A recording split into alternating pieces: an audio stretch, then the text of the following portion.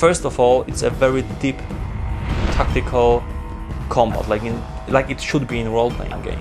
So we develop our character. We have like 250 different abilities, and we can use those abilities in combat, not only in combat but mostly in combat.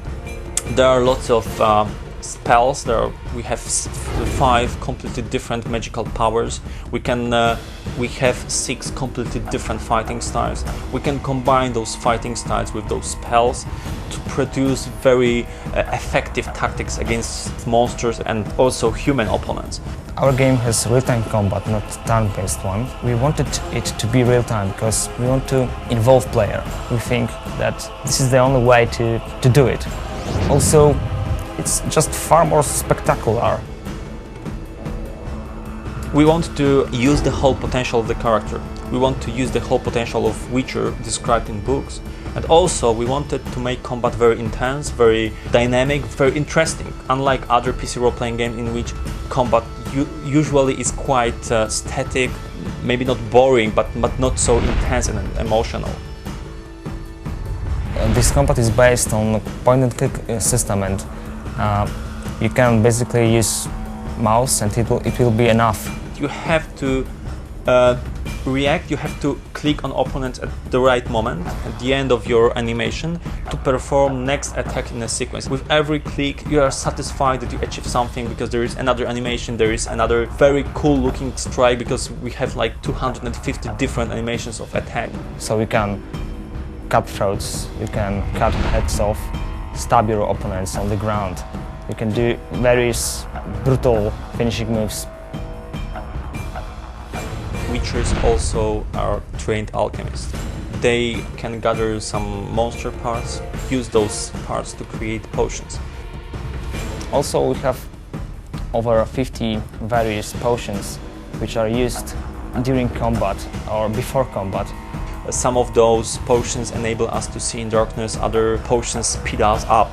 There are also resistance potions, regeneration potions, lots of very specialized potions working only on Witchers, because they are poisons for normal humans. Witchers also can use some kind of magic. It's called Witcher's signs. Those signs are basically spells, very simple but very effective in combat. For example, the most famous of signs is Sign of Art. It's kind of telekinetical push. You don't do any harm to your opponents with this kind of spell, but they are stunned, sometimes they are knocked down with this spell for a while, then they are defenseless. So you can stun your opponent and then finish him with single strike. It's the way Witchers use spells. They combine spells with sword fight. What about equipment in the game? Of course, it's a role-playing game, so there is plenty of equipment, like different weapons and stuff like that.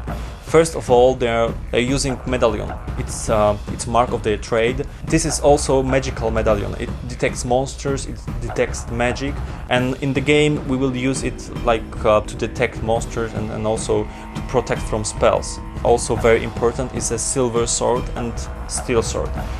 Witchers always carry 2 swords, one against monsters made from silver and another one made from a special steel against humans. Actually, it's not against humans, but it's against some kind of monsters that are immune to silver.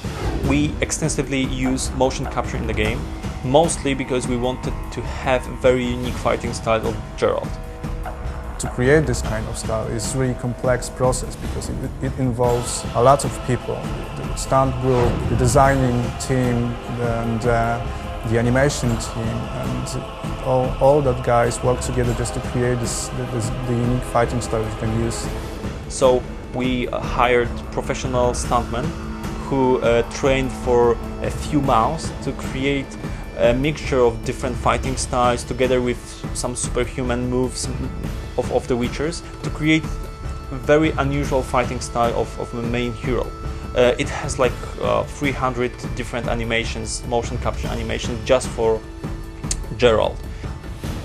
In game we have totally around 1000 of all motion capture animations. Rest of them are fist fight animations, there are combat animations for other human opponents. We wanted to have a combat system which is very involving. You have to observe what's happening, you have to be concentrated on your character and also on opponents.